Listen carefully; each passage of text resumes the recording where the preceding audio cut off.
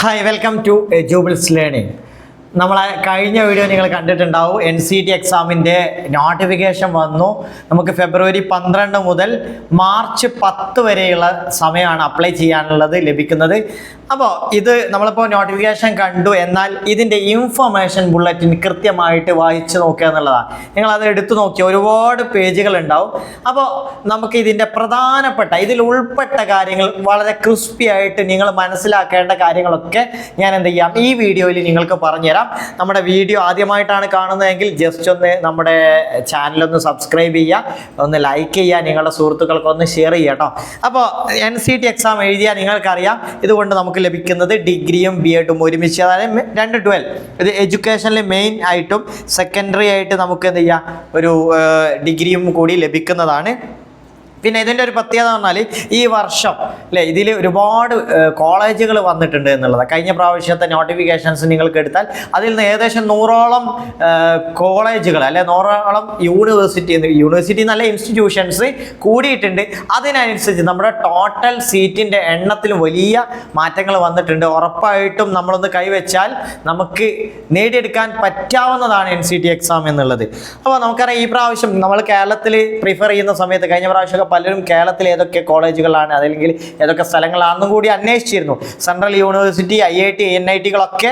അതിനപ്പുറം അതിൻ്റെ കൂടെ തന്നെ നമ്മൾ കേരളത്തിലെ യൂണിവേഴ്സിറ്റി അല്ലെങ്കിൽ കേരളത്തിലെ ഏതൊക്കെ കോളേജുകളിലാണ് ഇത് കൊടുക്കുന്നതെന്ന് കൂടി അറിയാമായിരുന്നു. കഴിഞ്ഞ പ്രാവശ്യം വരെ NIT കാലിക്കറ്റ്, അതുപോലെ തന്നെ സെൻട്രൽ യൂണിവേഴ്സിറ്റി ഓഫ് കേരള അല്ലെ കാസർഗോഡ്, അതുപോലെ തന്നെ ഗുരുവായൂരുള്ള ഒരു സാൻസ്ക്രിറ്റ് അല്ലേ യൂണിവേഴ്സിറ്റിൻ്റെ സെൻട്രലിലും കൊടുത്തിരുന്നു. അതുപോലെ ഈ പ്രാവശ്യം വരുന്നത് അമൽ കോളേജിൽ വന്നിട്ടുണ്ട്, അതുപോലെ തന്നെ സാഫി കോളേജിൽ വന്നിട്ടുണ്ട് കേട്ടോ. അതുപോലെ കാലടിയിലെ ശ്രീ ശങ്കരാചാര്യ യൂണിവേഴ്സിറ്റി അല്ലേ അവിടെയും ഇത് വന്നിട്ടുണ്ട്. അതുപോലെ തന്നെ മലപ്പുറത്ത് മജ്ലിസ് ആർട്സ് കോളേജിലും NCTയിലൂടെ അഡ്മിഷൻ ലഭിക്കുക, അതായത് ITEPലൂടെ നമുക്ക് അഡ്മിഷൻ ലഭിക്കുന്നതാണ്. ഇതിൽ NIT ഇന്ത്യയിലെ പ്രീമിയം ഇൻസ്റ്റിറ്റ്യൂട്ടാണ്. അതുപോലെ തന്നെ നമുക്ക് സെൻട്രൽ യൂണിവേഴ്സിറ്റി ഓഫ് കേരള അതൊരു കേന്ദ്ര സർവകലാശാലയാണ്. അതിന് പുറമെ തന്നെ നമ്മുടെ ഓട്ടോണമസ് കോളേജുകളിലും NCTക്ക് അഡ്മിഷൻ ലഭിക്കുമെന്നുള്ളതാണ്.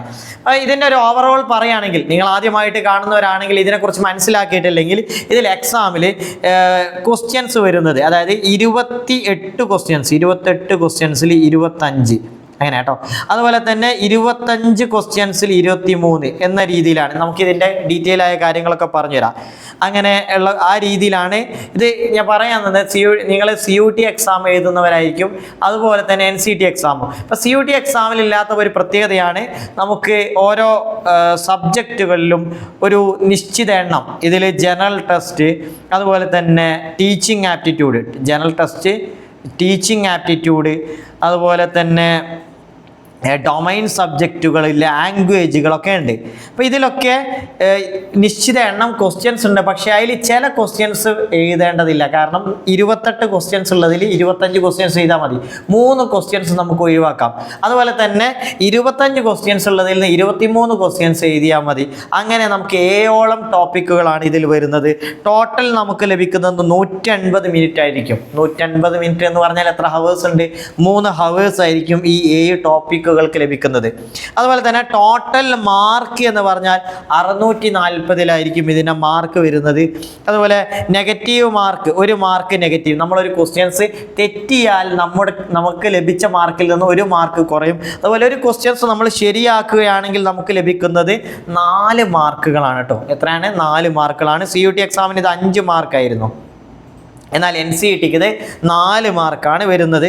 അതുപോലെ തന്നെ നമ്മൾ ഇത് 2026 ഇതിൻ്റെ ഡീറ്റെയിൽസ് നമ്മൾ നേരത്തെ പറഞ്ഞിട്ടുണ്ട്. ആപ്ലിക്കേഷൻ്റെ സമയം ഫെബ്രുവരി 12 മുതൽ മാർച്ച് 10 വരെയാണ്. അതുപോലെ തന്നെ മാർച്ച് 11 മുമ്പ് തന്നെ ഫീ അടയ്ക്കണം. അതുപോലെ കറക്ഷന് മാർച്ച് 12 മുതൽ 14 വരെയാണ് കറക്ഷൻ്റെ ഡേറ്റ്. പിന്നെ അനൗൺസ് ചെയ്ത ഡേറ്റ് നമ്മുടെ എക്സാമിൻ്റെ ഡേറ്റാണ് ഏപ്രിൽ 17. കുറച്ചുകൂടി CUT എക്സാമിൻ്റെ മുമ്പ് തന്നെ നടക്കുന്നതാണ്.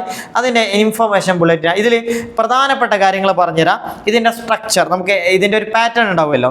ഇതിൽ ഒബ്ജക്റ്റീവ് ടൈപ്പ് ക്വസ്റ്റ്യൻസ് ആണ്. ഒരു ക്വസ്റ്റ്യൻസിന് 4 MCQ ആയിട്ട്, അതായത് 4 ഓപ്ഷൻസ് ഉണ്ടാവും. നിങ്ങളിത് കമ്പ്യൂട്ടർ ബേസ്ഡ് ടെസ്റ്റ് ആയിരിക്കും. എക്സാം ഹാളിൽ വെച്ച് നിങ്ങൾക്ക് 4 ഓപ്ഷൻസ് ഏതെങ്കിലും ഒരു ഓപ്ഷൻസ് ടിക്ക് ഇടാനായിരിക്കും ഉണ്ടാവുക. ടിക്ക് ഇടാന്നാൽ ക്ലിക്ക് ചെയ്യുക. അങ്ങനെ ഇത്രയും ക്വസ്റ്റ്യൻസ് ഇത് 3 ഹവേഴ്സിനുള്ളിൽ നമ്മൾ എഴുതി തീരണം. മാത്രമല്ല നമ്മൾ നേരത്തെ പറഞ്ഞിരുന്നു നമുക്ക് 13 മീഡിയം, ഈ 13 ഭാഷകളിൽ നമുക്ക് എക്സാം എഴുതാനുള്ള ഓപ്ഷൻസ് ഉണ്ട്. ഇതിൽ പ്രധാനമായിട്ട് CUT എക്സാമിനേക്കാൾ ചില വ്യത്യാസങ്ങൾ. ഒന്ന് ലാംഗ്വേജ് ആണ്. ലാംഗ്വേജിൽ നമുക്ക് റീഡിങ് കോംപ്രഹെൻഷന് വലിയ പ്രാധാന്യമുണ്ട്. ലിറ്റററി ആപ്റ്റിറ്റ്യൂഡ് ആൻഡ് വൊക്കാബുലറി, അല്ലേ, വൊക്കാബുലറിക്ക് കൂടുതൽ പ്രാധാന്യം കൊടുക്കുക. സിനണിം, ആൻറ്റണിം എന്നൊക്കെ പറയുന്ന ഭാഗങ്ങൾ. അപ്പോൾ ലാംഗ്വേജിൽ നമുക്ക് 2 ലാംഗ്വേജ് ഉണ്ട് കേട്ടോ. Language 1, language 2, 2 language. അതുപോലെ തന്നെ ഡൊമൈൻ സബ്ജക്റ്റുകൾ ഉണ്ടാവും. അത് നിങ്ങൾ മനസ്സിലാക്കേണ്ടത് നിങ്ങളുടെ +2 സിലബസിൻ്റെ ബേസിലായിരിക്കും ഉണ്ടാവുക. NCERT, CBSE സിലബസുകൾക്ക് കൂടുതൽ പ്രാധാന്യമുണ്ടാവും. അതുപോലെ തന്നെ അപ്പോൾ എത്രയായി? 3 ഡൊമൈൻ സബ്ജക്റ്റുകൾ നിങ്ങൾക്ക് എഴുതാനുണ്ടാവും. ഇവിടെ ഈ ഡൊമൈൻ സബ്ജക്റ്റ് സെലക്ട് ചെയ്യുന്നതിൽ വളരെ ഇമ്പോർട്ടൻ്റ് ആയിട്ട് ഉള്ള കാര്യങ്ങളൊക്കെ നിങ്ങൾ മനസ്സിലാക്കുക. നിങ്ങൾ ഏത് കോഴ്സാണ് എടുക്കുന്നത്, അത് ഏത് യൂണിവേഴ്സിറ്റിയിലാണ് എഴുതാൻ ഏറ്റവും നിങ്ങൾ ആഗ്രഹിക്കുന്നത്, അതിനാദ്യം പ്രിഫറൻസ് കൊടുത്തിട്ട് നമ്മൾ എന്ത് ചെയ്യണം? ആ യൂണിവേഴ്സിറ്റിയിൽ, അതായത് ഞാൻ പറഞ്ഞുതരാം, നമ്മൾ NIT കാലിക്കറ്റിലാണ് നമുക്ക് ചെയ്യേണ്ടത്, ITEP ചെയ്യേണ്ടതെങ്കിൽ അവിടുത്തെ ക്രൈറ്റീരിയ നോക്കണം. കാരണം അവിടുത്തെ കോഴ്സുകൾ ഏതൊക്കെയാണ്? അവിടെ BSc B.Ed ആണുള്ളത്. അതുപോലെ തന്നെ കഴിഞ്ഞ പ്രാവശ്യം NIT പല ആളുകളും അപ്ലൈ ചെയ്തിരുന്നു, സീറ്റുകൾ കുറവായിരുന്നു. എന്നാൽ ഈ പ്രാവശ്യം ഒരുപാട് സീറ്റുകൾ അവിടെ അധികരിച്ചു. പക്ഷേ ഏത് സീറ്റാണെന്ന് കൂടി നമ്മൾ നോക്കണം. കാരണം അതൊക്കെ മനസ്സിലാക്കിയാൽ എക്സാമിൻ്റെ ഒരു രീതി, നാച്ചുറൽ നമുക്ക് മനസ്സിലാക്കാൻ പറ്റും. പിന്നെ ജനറൽ ടെസ്റ്റ് എന്ന് പറയുമ്പോൾ അതിൽ ഒരുപാട് കാര്യങ്ങൾ ചോദിക്കുന്നുണ്ട്. കറണ്ട് അഫയേഴ്സ് വരുന്നുണ്ട്, GK വരുന്നുണ്ട്, ജനറൽ മെൻ്റൽ എബിലിറ്റി ഉണ്ട്, ന്യൂമറിക്കൽ എബിലിറ്റി ഉണ്ട്, ക്വാണ്ടിറ്റേറ്റീവ് റീസണിങ് വരുന്നുണ്ട്, ലോജിക്കൽ ആൻഡ് അനാലിറ്റിക്കൽ റീസണിങ് ഒക്കെ ഉണ്ട്. ഇതിൽ നമുക്ക് വരുന്നത് ശ്രദ്ധിക്കുക, ഇത് ഒരു ടോപ്പിക്. അങ്ങനെ അടുത്ത ടീച്ചിങ് ആപ്റ്റിറ്റ്യൂഡ് മറ്റൊരു ടോപ്പിക്ക്. അപ്പോൾ ഇവിടെ ടീച്ചിങ് ആപ്റ്റിറ്റ്യൂഡിൽ related to science, arts, maths, performing arts, language, ഇതുമായി ബന്ധപ്പെട്ട ചോദ്യങ്ങളൊക്കെ ഉണ്ടാവും. നമുക്ക് കൃത്യമായിട്ട് എഡ്യൂബിൾസ് ലേണിംഗ് ഇതിൻ്റെ പരിശീലനം കൊടുക്കുന്നുണ്ട്. താല്പര്യമുള്ള ആളുകൾക്കൊക്കെ നമ്മളുമായിട്ട് കണക്ട് ചെയ്യാവുന്നതാണ്. അതിൽ നിങ്ങൾക്ക് ടീച്ചിങ് ആപ്റ്റിറ്റ്യൂഡിൻ്റെ ഒക്കെ കൃത്യമായ ക്ലാസ്സുകൾ നൽകുന്നതാണ്. അപ്പോൾ ടോട്ടൽ എത്ര സബ്ജക്റ്റ് ഉണ്ട്? 2 ലാംഗ്വേജ്, 3 DSS ഡൊമൈൻ സ്പെസിഫിക് സബ്ജക്റ്റുകൾ, 5 2. അപ്പോൾ ടോട്ടൽ 7 സബ്ജക്റ്റുകളാണ് വരുന്നത്. ഓക്കെ, നമുക്ക് 7 സബ്ജക്റ്റുകൾ എഴുതണം. പക്ഷേ ഇതിൻ്റെ ക്വസ്റ്റ്യൻ്റെ നമ്പർ കുറവായിരിക്കും. നമ്മൾ CUT എക്സാമിനെ അപേക്ഷിച്ച് നമ്പർ കുറവായിരിക്കും. ഇനി നമുക്ക് ഇതിൻ്റെ പ്രത്യേകത ഇതൊന്നുകൂടി ഡീറ്റെയിൽ ആയിട്ട് പറഞ്ഞാൽ, സെക്ഷൻ 1 38 ഡിഫറെൻറ്റ് ലാംഗ്വേജിൽ നമ്മൾ സെലക്ട് ചെയ്യുന്നത്. ഇനി 2 languages need to be chosen. അതുപോലെ ലാംഗ്വേജ് 1 ആൻഡ് ലാംഗ്വേജ് 2. അപ്പോൾ 2 ഡിഫറെൻറ്റ് ലാംഗ്വേജ് പേപ്പർ ആയിരിക്കണം. നമ്മൾ ഒരു ലാംഗ്വേജ് മലയാളം എടുത്താൽ നെക്സ്റ്റ് പേപ്പർ ഇംഗ്ലീഷ് ആയിരിക്കണം. ക്ലിയർ അല്ലേ? പക്ഷേ ഇവിടെ നമ്മൾ സെലക്ട് ചെയ്യേണ്ടത് ഇത് ലാംഗ്വേജ്, അതിന് പുറമെ നമ്മുടെ മീഡിയം ഏതാണെന്ന് ചോദിച്ചാൽ, മീഡിയം അതായത് നമ്മുടെ എക്സാം എഴുതുന്നത് ഏത് മീഡിയത്തിലാണെന്ന് ചോദിച്ചാൽ നിങ്ങൾ മലയാളമോ ഇംഗ്ലീഷോ സെലക്ട് ചെയ്യുന്നതിൽ കൃത്യമായിട്ട് എന്താണ് നിങ്ങൾ എഴുതുന്നതെന്ന് ഉറപ്പുവരുത്തണം. ഞാൻ പറഞ്ഞു ഇംഗ്ലീഷ് ആകുമ്പോൾ കുറച്ചും കൂടി എളുപ്പമായിരിക്കും. ഇംഗ്ലീഷ് ആവറേജ് ലെവൽ നിങ്ങൾക്ക് മനസ്സിലാവുകയാണെങ്കിൽ. കാരണം അതുപോലെ തന്നെ ബൈലിംഗലായിരിക്കും ക്വസ്റ്റ്യൻ പേപ്പർ. അതായത് നിങ്ങൾ കേരളത്തിലെ മനസ്സിലായോ, നിങ്ങൾ കേരളത്തിൽ നിന്നാണ് എക്സാം സെൻറ്റർ കൊടുക്കുന്നതെങ്കിൽ കേരളത്തിൽ, ലക്ഷദ്വീപ്, ഇവിടെയൊക്കെ നിങ്ങളുടെ ക്വസ്റ്റ്യൻ പേപ്പർ ഇംഗ്ലീഷിലും മലയാളത്തിലും കൊടുക്കാം. നിങ്ങൾ ഇംഗ്ലീഷ് മാത്രം മീഡിയം ആയിട്ട് ചൂസ് ചെയ്യുകയാണെങ്കിൽ നിങ്ങൾക്ക് ഇംഗ്ലീഷിൽ മാത്രമേ ക്വസ്റ്റ്യൻ ഉണ്ടാവും. ഇംഗ്ലീഷും ഹിന്ദി ആണെങ്കിലും നിങ്ങൾക്ക് കേരളത്തിലൊക്കെ, ഇന്ത്യയിൽ എവിടെയും ഇംഗ്ലീഷും ഹിന്ദിയിലും ബൈലിംഗലായിട്ട് എക്സാം എഴുതാം. എന്നാൽ നിങ്ങൾ ഇംഗ്ലീഷ് മലയാളം കൊടുക്കുകയാണെങ്കിൽ കേരളത്തിൽ നിന്ന് എക്സാം എഴുതാൻ പറ്റും കേട്ടോ. ചില കുട്ടികളൊക്കെ ഡൽഹിയിലൊക്കെ ഉള്ള ആളുകളുണ്ടാവും, അവിടുന്ന് എക്സാം എഴുതുന്ന സമയത്ത് അവിടെ ബൈലിംഗൽ ഉണ്ടാവുകയില്ല. സോ ആ ഒരു കാര്യം പ്രത്യേകം ശ്രദ്ധിക്കുക. അതുപോലെ ഡൊമൈൻ സ്പെസിഫിക് സബ്ജക്റ്റുകൾ എന്ന് പറഞ്ഞാൽ 26ഓളം ഡൊമൈൻ സ്പെസിഫിക് സബ്ജക്റ്റുകളുണ്ട്. ഓക്കെ, അതുപോലെ തന്നെ ഇതിൽ നിന്നൊരു കാൻഡിഡേറ്റിന് 3 സബ്ജക്റ്റുകളാണ് സെലക്ട് ചെയ്യാൻ പറ്റുക. എത്രയാണ്? 3 സബ്ജക്റ്റുകൾ. പിന്നെ ഈ ഓരോന്നിലും നോക്കൂ 28 ക്വസ്റ്റ്യൻസ് ഉണ്ടാകും. ഞാൻ നേരത്തെ പറഞ്ഞല്ലോ, അതിൽ 25 ചോദ്യങ്ങൾ എഴുതിയത് 3 എണ്ണത്തിൽ 75ഓളം ചോദ്യങ്ങൾ ഡൊമൈൻ സ്പെസിഫിക് സബ്ജക്റ്റിൽ നിന്നായിരിക്കും കേട്ടോ. 75 ചോദ്യങ്ങൾ. അതുപോലെ 2 ലാംഗ്വേജിൽ നിന്ന് നമുക്ക് എത്ര വരും? 40ഓളം ക്വസ്റ്റ്യൻസ് ലാംഗ്വേജിൽ നിന്നായിരിക്കും. പിന്നെ നമുക്ക് വരുന്നത് ജനറൽ ടെസ്റ്റ് ആണ്. ജനറൽ ടെസ്റ്റിൽ നമുക്ക് 25 ക്വസ്റ്റ്യൻസ് ആണ് എഴുതേണ്ടത്. 28 ക്വസ്റ്റ്യൻസിൽ നിന്ന് 25 എഴുതിയാൽ മതി. അതുപോലെ തന്നെ ടീച്ചിങ് ആപ്റ്റിറ്റ്യൂഡിൽ 20 ക്വസ്റ്റ്യൻസുമാണ് നമുക്ക് എഴുതാനുള്ളത്. ടോട്ടൽ നമുക്ക് 160 ക്വസ്റ്റ്യൻസ് ആണ് അറ്റൻഡ് ചെയ്യാനുള്ളത്. നമ്മുടെ ടൈമിനെ കുറിച്ചും നമ്മൾ ചെയ്യാനുള്ള ക്വസ്റ്റ്യൻസിൻ്റെ എണ്ണത്തെക്കുറിച്ചും നമ്മൾ അറിഞ്ഞിരിക്കാം. ഇതാണ് ഇവിടെ കൊടുത്തിട്ടുള്ളത്. ഇനി ഇതിലെ ഡൊമൈൻ സ്പെസിഫിക് സബ്ജക്റ്റുകളൊക്കെ ഞാൻ ഇവിടെ കൊടുത്തിട്ടുണ്ട്. അതായത് നിങ്ങൾ സയൻസ് ബാക്ക്ഗ്രൗണ്ട് ആണോ, അല്ലെ കൊമേഴ്സ് ബാക്ക്ഗ്രൗണ്ട് ആണോ, ഹ്യൂമാനിറ്റീസ് ബാക്ക്ഗ്രൗണ്ട് ആണോ, അപ്പം നിങ്ങൾക്ക് സ്യൂട്ടബിൾ ആയിട്ടുള്ള സബ്ജക്റ്റുകൾ സെലക്ട് ചെയ്യാം. പിന്നെ നിങ്ങൾ ഡൽഹിയിലൊക്കെ എന്തുണ്ട്, ഡൽഹി യൂണിവേഴ്സിറ്റിൻ്റെ കീഴിലൊക്കെ NCERT എക്സാം എഴുതാനുള്ള ഓപ്ഷൻസ് ഉണ്ട്. പിന്നെ അവിടെയൊക്കെ നിങ്ങൾ ശ്രദ്ധിക്കേണ്ടത്, നിങ്ങൾ +2 പഠിച്ച സബ്ജക്റ്റ് തന്നെ എഴുതാൻ ശ്രമിക്കുക. +2 നിങ്ങൾ സയൻസ് പഠിക്കുന്നുണ്ടെങ്കിൽ ആ സയൻസിൻ്റെ ടോപ്പിക്കുകൾ ഡൊമൈൻ സ്പെസിഫിക് സബ്ജക്റ്റായി എഴുതാൻ ശ്രമിക്കണം. പിന്നെ ഇതിൽ നമുക്ക് ഇനി ഇൻഫർമേഷൻ ബുള്ളറ്റിൻ്റെ പ്രധാനപ്പെട്ട കാര്യങ്ങൾ കൂടി നോക്കാം. നിങ്ങൾ ഇൻഫർമേഷൻ ബുള്ളറ്റിൻ എടുത്തു നോക്കിയാൽ തന്നെ നിങ്ങൾക്ക് ഇൻഡെക്സ് കാണാം. ഇൻഡെക്സിലാണ് പ്രധാനപ്പെട്ട എന്തൊക്കെയാണ് നിങ്ങൾ ആ ഇൻഫർമേഷൻ ബുള്ളറ്റിൽ പറയുന്ന കാര്യങ്ങളൊക്കെ അവിടെ കൊടുത്തിട്ടുണ്ട്. ഫസ്റ്റ് അതിൻ്റെ ഒരു ആമുഖമായിട്ട് അതിൻ്റെ ഒരു ഇൻട്രൊഡക്ഷനാണ് കൊടുത്തത്.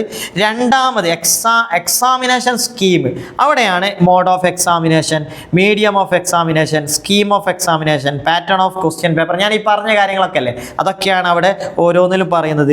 പിന്നെ ഡ്യൂറേഷൻ ഓഫ് ടെസ്റ്റ്, സിലബസ് അല്ലേ, ഈ കാര്യങ്ങളൊക്കെ അവിടെ പറയുന്നുണ്ട്. പിന്നെ രണ്ടാമത് എലിജിബിലിറ്റി എന്താണ് qualifying examination list, year of appearance in qualifying examination, അതുപോലെ യൂണിവേഴ്സിറ്റിയുടെ കാര്യങ്ങളൊക്കെ പറയുന്നുണ്ട്. പിന്നെ റിസർവേഷനെ കുറിച്ചാണ് നെക്സ്റ്റ് അവർ പറയുന്നത്. നിങ്ങൾ റിസർവേഷൻ അല്ലേ യോഗ്യരാണെങ്കിൽ അതിൻ്റെ ഡീറ്റെയിൽസ് ഇവിടെ നോക്കണം. അതുപോലെ തന്നെ സിറ്റീസ്, അഡ്മിറ്റ് കാർഡ് കിട്ടുന്നതിനെ കുറിച്ച്, എക്സാമിൻ്റെ ഷെഡ്യൂളുകൾ തുടങ്ങിയ കാര്യങ്ങൾ വരുന്നുണ്ട്. പിന്നെ എക്സാമിൽ ശ്രദ്ധിക്കേണ്ട കാര്യങ്ങൾ, എക്സാമിൽ നമ്മൾ അല്ലേ എന്തൊക്കെ കൊണ്ടുപോകേണ്ട എന്നുള്ള കാര്യങ്ങളൊക്കെ അതൊക്കെ നമുക്ക് സ്പെഷ്യലായിട്ട് തന്നെ ഇനിയുള്ള വീഡിയോസിലൊക്കെ പറയാം. ആദ്യം നമ്മൾ അപ്ലിക്കേഷൻ എക്സാമിൻ്റെ പാറ്റേണിനെ കുറിച്ചും മനസ്സിലാക്കുക എന്നുള്ളതാണ് കേട്ടോ. അപ്പോൾ നമ്മൾ തുടക്കത്തിൽ അതിൻ്റെ ഒരു ഇൻട്രൊഡക്ഷനൊക്കെ പറയുന്നുണ്ട്. ഇതിൽ ഫസ്റ്റ് ജസ്റ്റ് അപ്ലൈ ചെയ്യുമ്പോൾ ശ്രദ്ധിക്കേണ്ട കുറച്ച് കാര്യങ്ങൾ നോക്കാം. അതായത് ഓൺലൈൻ ആപ്ലിക്കേഷൻ നടത്തുന്ന സമയത്ത് നിങ്ങൾ ശ്രദ്ധിക്കേണ്ട കുറച്ച് കാര്യങ്ങൾ, നമ്മൾ പ്രോസ്പെക്ടസ് നന്നായിട്ട് വായിക്കുകയാണ് ആദ്യമായിട്ട് ചെയ്യേണ്ടത്. അതായത് നമ്മൾ ഏതൊക്കെ യൂണിവേഴ്സിറ്റിയിലാണ്, ഇപ്പോൾ കേരളത്തിൽ നിങ്ങൾ NITയിലേക്കാണ് പോകുന്നതെങ്കിൽ NITയുടെ വെബ്സൈറ്റിൽ എന്ത് ചെയ്യും, അതിൻ്റെ പ്രോസ്പെക്ടസ് ഉണ്ടാവും. ITEP 2026 അതിൻ്റെ ഡീറ്റെയിൽസ് കൃത്യമായിട്ട് വായിക്കുക. എന്നിട്ട് നിങ്ങൾ എന്ത് ചെയ്യണം, അവിടുത്തെ കാര്യങ്ങൾ നോക്കുക. Course offered by them. NITയിൽ ഞാൻ പറഞ്ഞുതരാം. NITയിൽ ഈ പ്രാവശ്യം കുറച്ച് പ്രത്യേകതകളുണ്ട്. ഇപ്പോൾ കേരളത്തിലെ യൂണിവേഴ്സിറ്റി കോളേജുകളൊക്കെ എടുത്താൽ നമുക്ക് അതിൽ 30 നമ്പർ നോക്കിയാൽ മതി. 31ാമത്തെ നമ്പർ നോക്കിയാൽ അവിടെ central university of Kerala Periya, അവിടെ കൊടുക്കുന്ന കോഴ്സിൻ്റെ പ്രത്യേകത നോക്കൂ. ഇത് NIT കാലിക്കറ്റ് അല്ല, യൂണിവേഴ്സിറ്റി കേരള യൂണിവേഴ്സിറ്റി അല്ല, സെൻട്രൽ യൂണിവേഴ്സിറ്റി ഓഫ് കേരള. അവിടെ BSc BEd ഉണ്ട്, BA BEd ഉണ്ട്, BCom BEd ഉണ്ട്. അത് സെക്കൻഡറി എന്ന് പറഞ്ഞാൽ ITEP 3 രീതിയിലാണ്. നമുക്കറിയാം, ന്യൂ എഡ്യൂക്കേഷൻ പോളിസി പ്രകാരം ഫൗണ്ടേഷണൽ, അതുപോലെ തന്നെ പ്രിപ്പറേറ്ററി സ്റ്റേജ് നമുക്കറിയാം, അതുപോലെ തന്നെ സെക്കൻഡറി അല്ലേ, ഇങ്ങനെയല്ലേ വരുന്നത്. ഇതിൽ പ്രിപ്പറേറ്ററി ഫൗണ്ടേഷൻ ഓരോ ലെവലിൽ നമ്മൾ DLED ഇപ്പം അങ്ങനെയല്ലേ, നമ്മൾ DLED പഠിച്ചാൽ എത്രാം ക്ലാസ് വരെയുള്ള കുട്ടികളെ പഠിപ്പിക്കാനുള്ള യോഗ്യത ഉണ്ടാവും, UP വരെയുള്ളത്. അതുപോലെ തന്നെ BEd ചെയ്താൽ നമുക്ക് ഹൈസ്കൂളിലെ കുട്ടികളെ പഠിപ്പിക്കാം, കൂടെ സെറ്റ് എക്സാം തുടങ്ങിയ കാര്യങ്ങളൊക്കെ അല്ലേ. അതുപോലെ തന്നെ നമ്മളെ സെക്കൻഡറി മിഡിൽ ഒക്കെ വരുന്നില്ലേ, സെക്കൻഡറി മിഡിൽ, അതുപോലെ തന്നെ പ്രിപ്പറേറ്ററി ഫൗണ്ടേഷൻ ഒക്കെ പറയുന്നില്ലേ. ഈ ഓരോ ലെവലിനും പറ്റിയ രീതിയിലുള്ള ITEP കോഴ്സുകളുണ്ട്. അപ്പോൾ അവിടെ സെക്കൻഡറി കോഴ്സാണെന്ത്, സെക്കൻഡറി അതിൽ BSc BEd ഉണ്ട്, BA BEd ഉണ്ട്, BCom BEd ഉണ്ട്. ഈ 3ലുമായിട്ട് 150 സീറ്റുകളുണ്ട്. അതുപോലെ നമ്മൾ മനസ്സിലാക്കേണ്ടത് ഈ BSc BEdൽ അവിടെ ഏതാണ് ഞാൻ പറഞ്ഞില്ല, BEdൻ്റെ കൂടെ ഒരു ഡിഗ്രി കിട്ടുന്നുണ്ട്.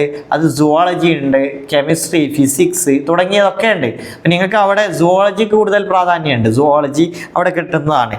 ഇപ്പോൾ സുവോളജി എഴുതുമ്പോൾ നമ്മൾ ബയോളജി ഡൊമൈൻ സ്പെസിഫിക് സബ്ജക്റ്റ് ആയിട്ട് ബയോളജി സെലക്ട് ചെയ്യേണ്ടി വരും. അതുകൊണ്ടാണ് കോഴ്സിനെ കുറിച്ച് മനസ്സിലാക്കണം എന്ന് പറയുന്നത്. അതുപോലെ തന്നെ NIT കാലിക്കറ്റ് അവിടെ BSc BEd സെക്കൻഡറിയിൽ 50 സീറ്റുകളുണ്ട് കേട്ടോ. അതുപോലെ തന്നെ NIT കാലിക്കറ്റിൽ തന്നെ സെക്കൻഡറിയിൽ 50 സീറ്റ് പറഞ്ഞല്ലോ. അവിടെ മറ്റൊന്ന് കേരളത്തിൽ നേരത്തെ പറഞ്ഞ മജ്ലിസ് ആർട്സ് ആൻഡ് സയൻസ് കോളേജ്, അവിടെ BCom BA BSc ഉണ്ട്, 3 ഉണ്ട്. പക്ഷെ ശ്രദ്ധിക്കണം, BCom BEdും BCom secondary, BA BEd preparatory ആണുള്ളത്, BSc BEd മിഡിൽ അല്ലേ. അതിൻ്റെ സീറ്റുകൾ നിലവിൽ കൊടുത്തിട്ടില്ല, അത് അല്ലേ കൊടുത്തിട്ടുണ്ട്. ടോട്ടൽ 150 എന്ന് പറയുമ്പോൾ 50 ആണ് വരുന്നത്. അതുപോലെ തന്നെ കേരളത്തിലെ മറ്റു കോളേജുകളാണ് Safi institute of advanced study. അവിടെ BSc BEd സെക്കൻഡറി തലത്തിലുണ്ട്. BA BEd കൂടിയുണ്ട്. 100 സീറ്റുകളാണ് അവിടെ ഉള്ളത്. Okay, secondary Kerala. അതുപോലെ തന്നെ NITയിൽ ഈ പ്രാവശ്യം വന്നത് കേട്ടോ. ഇത് മജ്ലിസ് അതുപോലെ തന്നെ നമ്മുടെ സാഫി ഇൻസ്റ്റിറ്റ്യൂട്ടിലൊക്കെ ഈ പ്രാവശ്യമാണ് കൂടുതൽ. കഴിഞ്ഞ പ്രാവശ്യം തന്നെ ഉണ്ട് കേട്ടോ, നമ്മുടെ സാഫിയിലൊക്കെ കഴിഞ്ഞ പ്രാവശ്യം തന്നെ ഉണ്ട്. ഈ പ്രാവശ്യം NITയിൽ കുറച്ചുകൂടി BSc BEdൻ്റെ പ്രിപ്പറേറ്ററി ലെവൽ വന്നിട്ടുണ്ട്. അവിടെ 50 സീറ്റ് ഉണ്ട്. അപ്പോൾ അവിടുത്തെ സീറ്റിൻ്റെ എണ്ണം കൂടിയിട്ടുണ്ട്. അതുപോലെ തന്നെ ശ്രീ ശങ്കരാചാര്യ യൂണിവേഴ്സിറ്റി ഓഫ് സാൻസ്ക്രിറ്റ്, അവിടെ നമുക്ക് BA BEd ആണ്. സാൻസ്ക്രിറ്റിനൊക്കെ പ്രാധാന്യം ഉണ്ടാവും. അവിടെ സെക്കൻഡറി തന്നെയാണ് അവിടെയുള്ളത്. അപ്പോൾ നിങ്ങൾ മനസ്സിലാക്കേണ്ടത് ഇതിൽ ഉൾപ്പെടുത്താതെ ഗുരുവായൂരിലൊരു സെൻറ്റർ വരുന്നുണ്ട്. പിന്നെ നോക്കൂ, NITയിൽ തന്നെ ഫൗണ്ടേഷനിലും വരുന്നുണ്ട്. ഫൗണ്ടേഷനിൽ അതിലും 50 സീറ്റുകളുണ്ട്. പിന്നെ Amal college of advanced study autonomous, അവിടെ BSc BA BEd BCom BEd secondary മിഡിലാണ് BA വരുന്നത്. അതുപോലെ തന്നെ BCom BEd secondary total 150 seat. അപ്പം തന്നെ കേരളത്തിൽ എത്ര സീറ്റുകൾ ഉണ്ടെന്ന് ഇതിലൂടെ നിങ്ങൾക്ക് മനസ്സിലാക്കാൻ പറ്റും. ഇതിന് പുറമെയാണ് നിങ്ങൾ സെലക്ട് ചെയ്യുന്ന പ്രീമിയർ ഇൻസ്റ്റിറ്റ്യൂട്ടുകളായ NIT IITകളൊക്കെ അവിടെയും നിങ്ങൾക്ക് ചാൻസ് ലഭിക്കുന്നതാണ്. പിന്നെ അപ്പോൾ നമ്മൾ രജിസ്ട്രേഷൻ ചെയ്യുന്ന സമയത്ത് ഇത്തരം കാര്യങ്ങൾ മനസ്സിലാക്കുക. അവിടെ എത്ര സീറ്റ് ഉണ്ട്, കണ്ടോ, എത്ര സീറ്റുകളുണ്ട്. അതുപോലെ എലിജിബിലിറ്റി ഇത് നമ്മൾ നോക്കണം കേട്ടോ. എലിജിബിലിറ്റി എന്താണ്. അതുപോലെ തന്നെ passing or appearing in the qualifying exam അല്ലേ. നമ്മളവിടെ അവിടെ ഇയറൊക്കെ നോക്കുക, ഏത് വർഷം വരെ നമ്മൾ +2 പഠിച്ചവർക്കാണ് അവിടെ അപ്ലൈ ചെയ്യാൻ പറ്റുക. അതുപോലെ minimum marks in the qualifying exam, നിങ്ങൾ +2 മിനിമം മാർക്ക്. അതുപോലെ റിലാക്സേഷൻ, റിസർവേഷൻ അല്ലേ. ഇപ്പോൾ NITയിലൊക്കെ എന്ന് പറയുമ്പോൾ നമ്മുടെ ഹോം സ്റ്റേറ്റുകൾ, അതർ സ്റ്റേറ്റുകൾക്കുള്ള റിസർവേഷൻസിനെ കുറിച്ച് മനസ്സിലാക്കുക. Admission procedures. പിന്നെ നിങ്ങൾ മനസ്സിലാക്കേണ്ടത് ഇതിൻ്റെ ഫീസ് സ്ട്രക്ചർ കൃത്യമായിട്ട് നോക്കണം. NIT കാലിക്കറ്റിൽ പോകണം, മികച്ച പഠനം വേണം, പക്ഷേ അവിടുത്തെ ഫീ നിങ്ങൾക്ക് അഫോർഡബിൾ അല്ലെങ്കിൽ താരതമ്യേന ഒരു മിഡിൽ ക്ലാസ് ഫാമിലിക്ക് അല്ലെങ്കിൽ സാധാരണ ഫാമിലിക്ക് അഫോർഡബിൾ ആണെന്ന് പറയാൻ പറ്റില്ല. ആ ഒരു സാഹചര്യം ഉണ്ടാവരുത്. അതുകൊണ്ട് തന്നെ അവിടുത്തെ ഫീസ് സ്ട്രക്ചറിനെ കുറിച്ച് കൃത്യമായിട്ട് മനസ്സിലാക്കുക. കാരണം ചെറിയ ഫീസിൽ പഠിക്കാൻ പറ്റിയ മികച്ച കോളേജുകൾ നമുക്ക് അവൈലബിൾ ആണ്. അപ്പോൾ ആദ്യമേ തന്നെ ആ കോളേജുകൾ, ആ യൂണിവേഴ്സിറ്റിയെ കുറിച്ച് കൃത്യമായിട്ടുള്ളൊരു ധാരണ ഉണ്ടായിരിക്കണം. ഓക്കെ, നെക്സ്റ്റ് രജിസ്ട്രേഷൻ ഫോമിനെ കുറിച്ച് നമ്മൾ എന്ത് ചെയ്യണം, മനസ്സിലാക്കണം. അതിലെന്ത് ചെയ്യുക, ഓൺലൈൻ ആപ്ലിക്കേഷനല്ലേ കൊടുക്കുന്നത്. അതുപോലെ തന്നെ അതിന് പാസ്വേഡ്, മറ്റുള്ള സെക്യൂരിറ്റി ക്വസ്റ്റ്യൻസ്, മറ്റുള്ള കാര്യങ്ങളൊക്കെ നമ്മൾ അപ്ലൈ ചെയ്യുമ്പോൾ തന്നെ നമുക്ക് മനസ്സിലാക്കാം. അതിൽ നിന്ന് നിങ്ങൾക്ക് ഒരു ആപ്ലിക്കേഷൻ നമ്പറും ഒരു പാസ്വേഡും കിട്ടും. നിങ്ങൾ എന്ത് ചെയ്യണം അറിയാം, ഈ അപ്ലൈ ചെയ്യുന്ന സമയത്ത് ലാസ്റ്റ് പാസ്വേഡ് കൊടുക്കണം ആപ്ലിക്കേഷൻ. അതിൽ നിന്ന് അപ്ലൈ ചെയ്ത് കഴിഞ്ഞാൽ ഒരു ആപ്ലിക്കേഷൻ നമ്പർ കിട്ടും. അത് നിങ്ങൾ സൂക്ഷിച്ച് വെക്കണം. മാത്രമല്ല ഇത് പ്രിൻ്റ് എടുത്ത് വെക്കണം. പ്രിൻ്റ് എടുത്ത് വെക്കുക മാത്രമല്ല അതിൻ്റെ ഒരു സോഫ്റ്റ് കോപ്പി നിങ്ങൾ ഏതെങ്കിലും ഒരു വാട്സപ്പിലേക്കോ മറ്റുള്ള ഏതെങ്കിലും സോഷ്യൽ മീഡിയയിൽ ഷെയർ ചെയ്ത് വെച്ചാൽ, അല്ലെങ്കിൽ നിങ്ങൾ കീപ്പ് ചെയ്ത് വെച്ചാൽ, ഡൗൺലോഡ് ചെയ്ത് വെച്ചാലൊക്കെ നിങ്ങൾക്ക് ആവശ്യം വരും. അതുകൊണ്ട് ഒരിക്കലും അത് നഷ്ടപ്പെടുത്തരുത്. തുടക്കത്തിൽ തന്നെ ശ്രദ്ധിക്കേണ്ട പ്രധാനപ്പെട്ട കാര്യമാണ്. അതുപോലെ തന്നെ നമ്മൾ ആപ്ലിക്കേഷൻ ഫോമിൻ്റെ രണ്ടാമത്തെ സ്റ്റെപ്പ് പറയുന്നത് ലോഗിൻ ചെയ്യുക അല്ലേ. ആപ്ലിക്കേഷൻ നമ്പറും അതുപോലെ തന്നെ നമ്മൾ നേരത്തെ ക്രിയേറ്റ് ചെയ്ത പാസ്വേഡ് ഉപയോഗിച്ച് ലോഗിൻ ചെയ്യുക. അതുപോലെ നമ്മുടെ എന്താ ചെയ്യുക, പേഴ്സണൽ ഡീറ്റെയിൽസ്, അതുപോലെ educational qualification, university programme selection, നമ്മൾ ഏത് യൂണിവേഴ്സിറ്റിയിൽ അവിടെ ഏത് കോഴ്സാണ്, നമ്മൾ ഏതൊക്കെ ടെസ്റ്റ് പേപ്പേഴ്സ് അല്ലേ. ഇപ്പോൾ ഇത്രയും 7ഓളം പേപ്പേഴ്സ് പറഞ്ഞില്ലേ, അതിലേതൊക്കെയാണ്, പിന്നെ സിറ്റീസ്, ഇമേജ്, നമ്മൾ പിന്നെ അവിടെ അപ്ലോഡ് ചെയ്യാനുള്ള ഇമേജസ് തുടങ്ങിയ കാര്യങ്ങളൊക്കെ ശ്രദ്ധിക്കുക. പുതിയ ഇമേജുകൾ എടുത്തു വെക്കുക. അത് എപ്പോഴും നിങ്ങളെ കയ്യിൽ കീപ്പ് ചെയ്യാം. അതിൻ്റെ സോഫ്റ്റ് കോപ്പിയും അതിൻ്റെ ഹാർഡ് കോപ്പിയും കീപ്പ് ചെയ്യുക. സോഫ്റ്റ് കോപ്പി മറന്നു പോരുത്. അപ്പോൾ ഇതിൽ ഫോട്ടോഗ്രാഫ് ഉണ്ടാവില്ലോ അല്ലേ. ഫോട്ടോഗ്രാഫ്, സിഗ്നേച്ചറൊക്കെ, കാൻഡിഡേറ്റ്സ് ഫോട്ടോഗ്രാഫ്, സിഗ്നേച്ചർ, അതുപോലെ മറ്റുള്ള ഡിസബിലിറ്റി സർട്ടിഫിക്കറ്റുകളൊക്കെ അപ്ലോഡ് ചെയ്യാനുണ്ടാവും. അപ്പോൾ ആ കാര്യങ്ങൾ പ്രത്യേകം ശ്രദ്ധിക്കുക. അവർ പറയുന്നത് അല്ലേ, സ്കാനഡ് ഇമേജസ് ഓഫ് ഫോട്ടോഗ്രാഫ്, അത് നമ്മൾ എന്ത് ചെയ്യണം, ശ്രദ്ധിക്കണം കേട്ടോ. അതാണ് നമ്മൾ അപ്ലോഡ് ചെയ്യുമ്പോൾ. അതുപോലെ തന്നെ റീസെൻറ്റ് പാസ്പോർട്ട് സൈസ് ഫോട്ടോഗ്രാഫ് ആയിരിക്കണം. ഓക്കെ, 80% ഫേസ് കാണണം, മാസ്ക് ഒന്നും ഇല്ലാതെ. അതുപോലെ ES കണ്ടോ, including ES against white background, ചെവി കാണുന്ന രീതിയിൽ വൈറ്റ് ബാക്ക്ഗ്രൗണ്ടിൽ, അതുപോലെ JPEG ഫോമാറ്റിലായിരിക്കണം തുടങ്ങിയ കാര്യങ്ങളൊക്കെ പറയുന്നുണ്ട്. അതുപോലെ സിഗ്നേച്ചറും JPEG ഫോമാറ്റിലായിരിക്കണം. ക്ലിയർലി ആയിട്ട് അതിൻ്റെ KB പറയുന്നുണ്ട്, 10 KB to 50 KB. പിന്നെ ഡിസാബിലിറ്റി സർട്ടിഫിക്കറ്റ് ഒക്കെ ചിലർ കൊണ്ടുവരും. അതുപോലെ അതിൻ്റെ KB കൃത്യമായിട്ട് 50-ൻ്റെയും 300-ൻ്റെ ഇടയിലായിരിക്കണം. അതുപോലെ ഐഡൻറ്റിറ്റി പ്രൂഫ് അല്ലേ, അത് കൊടുക്കണം. Who will verify their ID through methods other than Aadhaar or DigiLocker. ആധാറോ ഡിജി ലോക്കർ അല്ലാത്ത രീതിയിലാണെങ്കിൽ അതിൻ്റെ സ്കാനഡ് ഇമേജുകൾ കയറ്റണം JPGയിലേക്ക്. ഓക്കെ, തുടങ്ങിയ പ്രധാനപ്പെട്ട കാര്യങ്ങൾ. അത് ഫീ പേയ്മെൻറ്റിൻ്റെ കാര്യത്തിൽ പറയുന്നത് ഓൺലൈനായിട്ട് net banking, credit card, debit തുടങ്ങിയ കാര്യങ്ങളൊക്കെ നിങ്ങൾക്ക് സൗകര്യമുണ്ടായിരിക്കുന്നതാണ്. അതുപോലെ കൺഫർമേഷൻ പേജ്, ഓക്കെ, അവിടെ അതെന്ത് ചെയ്യണം, ഡൗൺലോഡ് ചെയ്യുക, അത് സേവ് ചെയ്യുക, പ്രിൻ്റ് ചെയ്യുക. ഞാൻ നേരത്തെ പറഞ്ഞില്ലായിരുന്നോ, ആ കാര്യങ്ങളൊക്കെ നിങ്ങളൊന്ന് ശ്രദ്ധിക്കുക. അതുപോലെ തന്നെ പാസ്വേഡിനെ കുറിച്ച് പറയുന്നത് നല്ല അല്ലേ, will be required to choose password and security questions ഉണ്ടാവും, അതിനൊരു ആൻസർ, അതൊക്കെ ഒന്ന് എഴുതി വെക്കുക കേട്ടോ. തുടങ്ങിയ കാര്യങ്ങൾ നമ്മുടെ ക്വസ്റ്റ്യൻസ്, ആ സെക്യൂരിറ്റി ക്വസ്റ്റ്യൻസ് ഒക്കെ ഒന്ന് എഴുതി വെച്ച് അതിന് ആൻസേഴ്സ് മനസ്സിലാക്കുക. ഓക്കെ, പിന്നെ candidates can change there password after login if decided തുടങ്ങിയ കാര്യങ്ങളൊക്കെ പാസ്വേഡിൻ്റെ കാര്യങ്ങളാണ് പറയുന്നത്. പിന്നെ ജനറൽ ഇൻസ്ട്രക്ഷന് ഇതൊന്ന് ശ്രദ്ധിക്കുക. Candidate shall ensure that information entered by them their respective online application form is കറക്റ്റായ ഡീറ്റെയിൽസ് ആദ്യം തന്നെ കൊടുക്കുന്നത് കറക്റ്റായിരിക്കുക. അത് എല്ലാ കാര്യങ്ങളും ശ്രദ്ധിക്കണം. അതുപോലെ തന്നെ അപ്ലിക്കേഷൻ ഫോമിൽ കൊടുക്കുന്ന കാര്യങ്ങളില്ലേ, നെയിം ഓഫ് ദ കാൻഡിഡേറ്റ്, അവരുടെ നെയിം, അതുപോലെ തന്നെ contact details, address details, category, gender, PWD stat, educational qualification, date of birth, ഏത് സിറ്റിയാണ്, അതൊക്കെ കറക്റ്റ് ആയിരിക്കണം. അത് ഫൈനലായിട്ടാണ് പരിഗണിക്കപ്പെടുക. ഇനി request for change in such particulars will not be considered, അതിലൊരു മാറ്റവും ഉണ്ടാവില്ല എന്ന് പറഞ്ഞത്. ഇത്തരം കാര്യങ്ങളൊന്നും മാറ്റം, നമ്മൾ കറക്ഷൻ ഉണ്ടെങ്കിൽ ഇതൊന്നും ചെയ്യാൻ പറ്റില്ല എന്ന് പറയുന്നത്. ഓക്കെ, ഞാൻ നേരത്തെ പറഞ്ഞില്ലേ, കഴിഞ്ഞ വീഡിയോയിൽ പറഞ്ഞില്ലടാ, നിങ്ങളുടെ ഇമെയിൽ അഡ്രസ്സും മൊബൈൽ നമ്പറും കറക്റ്റ് ആയിരിക്കണം. അത് നിങ്ങൾക്ക് എപ്പോഴും, അതായത് നിങ്ങൾക്ക് അഡ്മിഷൻ കിട്ടുന്നവരെ നിങ്ങൾക്ക് അതിലേക്കൊരു മെസ്സേജ് വന്നാൽ നിങ്ങൾക്ക് കാണാനും അറിയാനും പറ്റുന്ന ഇമെയിലും അതുപോലെ തന്നെ മൊബൈൽ നമ്പറും കൊടുക്കണം. ഓക്കെ, അതുപോലെ must ensure that there email address and mobile number two B registered in there online application form. അല്ലേ, നമ്മൾ കൊടുക്കുന്ന സമയത്ത് ഇത് തന്നെ അപ്ലൈ ചെയ്യണം. ഇമെയിലൊക്കെ മിസ്റ്റേക്ക് വരുത്താതെ തന്നെ കൊടുക്കേണ്ടതാണ്. ഓക്കെ, പിന്നെ വെബ്സൈറ്റ് എപ്പോഴും നമ്മൾ ചെക്ക് ചെയ്യണം കേട്ടോ, റെഗുലർലി ചെക്ക് ചെയ്യണം. കാരണം അതിൽ വരുന്ന അപ്ഡേറ്റ്സുകൾക്കനുസരിച്ച് ഓരോ കാര്യങ്ങളും മാറുന്നതാണ്. മാത്രമല്ല എക്സാമിനേഷനിലേക്ക് പോകാനുള്ള കാര്യങ്ങളൊക്കെ അവർ നേരത്തെ തന്നെ അതിൻ്റെ ഡേറ്റിനെ കുറിച്ച് അറിഞ്ഞിരിക്കുക. ഏത് ഷിഫ്റ്റിലായിരിക്കും, 2 ഷിഫ്റ്റുകളായിട്ടാണല്ലോ, അപ്പോൾ ഏത് ഷിഫ്റ്റിലാണ് അത് നേരത്തെ ബുക്ക് ചെയ്യാനുള്ള കാര്യങ്ങളൊക്കെ കൃത്യമായിട്ട് ശ്രദ്ധിക്കണം. അപ്പോൾ ഇതാണ് നമുക്ക് ആദ്യമായിട്ട് നിങ്ങളോട് പറയാനുള്ളത്. മറ്റ് ഞാൻ എക്സാമിൻ്റെ പാറ്റേൺ ഒക്കെ ഓൾറെഡി നിങ്ങൾക്ക് പറഞ്ഞു തന്നിട്ടുണ്ട്. അപ്പോൾ പിന്നെ മറ്റുള്ള കാര്യങ്ങളാണ് ഇതിൽ വരുന്നത്. ഇനി പ്രത്യേകമായിട്ട് ശ്രദ്ധിക്കേണ്ട കാര്യങ്ങളൊക്കെ അത് സ്പെഷ്യൽ വീഡിയോസ് ആയിട്ട് നിങ്ങൾക്ക് നമ്മൾ നൽകുന്നതാണ്. അതുകൊണ്ട് തന്നെ ഇതിനെക്കുറിച്ച് കൃത്യമായിട്ട് അറിയണമെങ്കിൽ നിങ്ങൾ നമ്മുടെ ചാനൽ ഒന്ന് സബ്സ്ക്രൈബ് ചെയ്യുക. ഓരോ സമയത്ത് വരുന്ന നോട്ടിഫിക്കേഷൻസ് ഒക്കെ അറിയാൻ സാധിക്കും.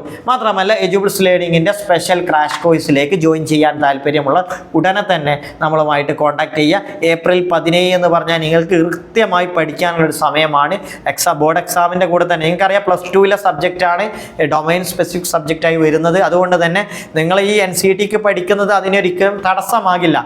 മാത്രമല്ല നമ്മൾ മനസ്സിലാക്കേണ്ടത്, കേരളത്തിൽ നമ്മൾ +2 ഒരു ഇത്ര മാർക്ക് കിട്ടുക എന്നുള്ളത്, നമ്മളെ +2 നല്ല മാർക്ക് കിട്ടി, പക്ഷേ NCET എക്സാമിന് നമുക്ക് ആ ഒരു രീതിയിൽ പെർഫോം ചെയ്യാൻ പറ്റിയിട്ടില്ലെങ്കിൽ കാര്യമില്ല. അതുകൊണ്ട് തന്നെ പ്രാക്ടിക്കലി ചിന്തിക്കുക. നിങ്ങളുടെ ലക്ഷ്യം എന്താ? +2 കഴിഞ്ഞ് ഒരു ഹയർ എഡ്യൂക്കേഷൻ കിട്ടണം എന്നുള്ളതല്ലേ. അപ്പോൾ ആ രീതിയിൽ പ്രാക്ടിക്കലി ചിന്തിച്ചിട്ട് നിങ്ങൾക്ക് നിങ്ങളുടെ ലക്ഷ്യത്തിലേക്ക് നിങ്ങളെ നയിക്കുന്ന കാര്യങ്ങളിൽ കൂടുതൽ വ്യാപൃതരാകുക.